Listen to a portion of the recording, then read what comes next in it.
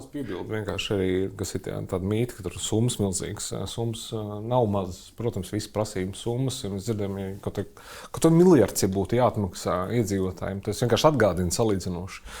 Uz nākamo gadu valdība ārējo parādu palielina gan arī par 2 miljardiem. Gan arī par 2 miljardiem palielina ārējo parādu. Procentu maksājumos maksās nepilnus 700 miljonus tikai aizņēmumu procentos par ārējo parādu. Un no šiem 2 miljardiem kopumā priekš nākamā gada papildus aizņemtās aizsardzība atvēl tikai indikatīvi 1/4 daļu. Respektīvi, ja valsts vēlas atdot šo resursu cilvēkiem, tad tā nebūtu nekāda absolūtā īstenībā problēma. Īpaši, ja viņi var vienoties un vienošanās sastādīt grafiku uz vairākiem gadiem pa daļām, izmaksāt visiem vairākos maksājumus.